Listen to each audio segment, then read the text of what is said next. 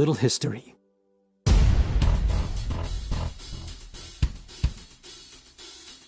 In 1879, Wilhelm Wundt, the father of psychology, decided that man had no soul. Man was just a stimulus-response animal with no self-determinism. He needed to be trained like any other animal. Supply the correct stimulus, you get the correct response, just like rats or dogs. In the early 1900s, Teachers College taught teachers the new science of psychology. These new methods of teaching would devalue academics and concentrate on behavioral techniques to mold children's values. Schools would be turned into mini psych clinics.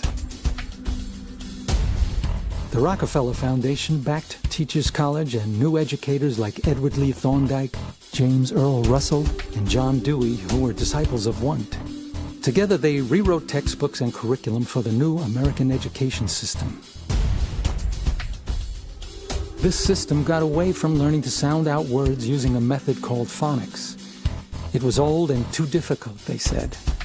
They now used a new method called look-see, or whole word. All you had to do was recognize words by the way they looked, instead of learning to sound them out. And even though reading levels took a nosedive, they continued to push these new methods.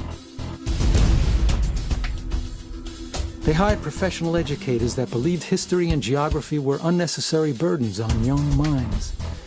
Children should concentrate more on how they feel about history rather than memorizing unnecessary facts.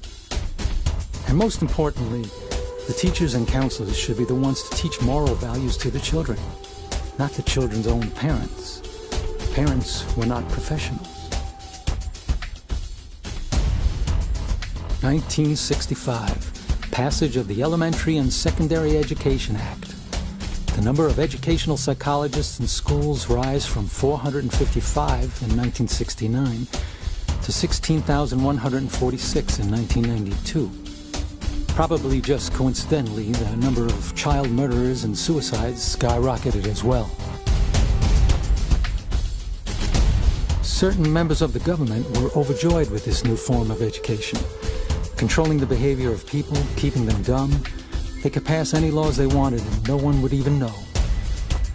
Now the program was complete. Dumb them down, fill them with drugs, then indoctrinate them with facts they no longer had the power to refute. While the mental health experts were taking control of the kids away from their parents, the kids' bodies were also being poisoned, making education even harder. Fluoride, found in drinking water and hundreds of products, is actually a highly toxic industrial waste product. Fluoride is the main ingredient in sarin nerve gas used by the Nazis in World War II to make their victims docile and sterile. It's also the key dumbing down ingredient of Prozac. Here are some of the cumulative effects of fluoride. Worried about the flu? Do you know what's in the vaccine? Fact.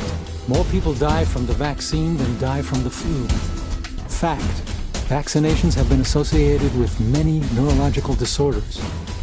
Babies are given a cocktail of vaccines before their little body's immune systems can handle it.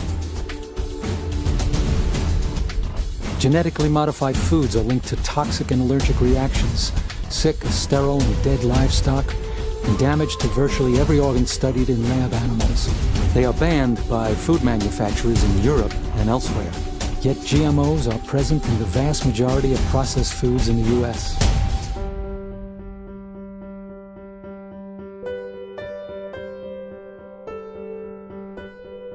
One night after Maya finished her homework, she and her mother were watching the TV together when they saw a news report come on about another mass murder at a high school.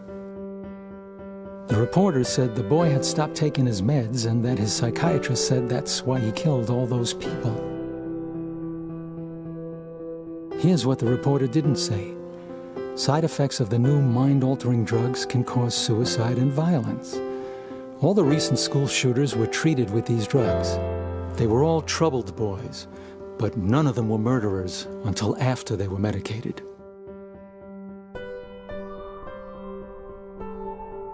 It was raining the day they buried Maya. Nobody could understand why a 9-year-old would want to hang herself. Things like this never happened before.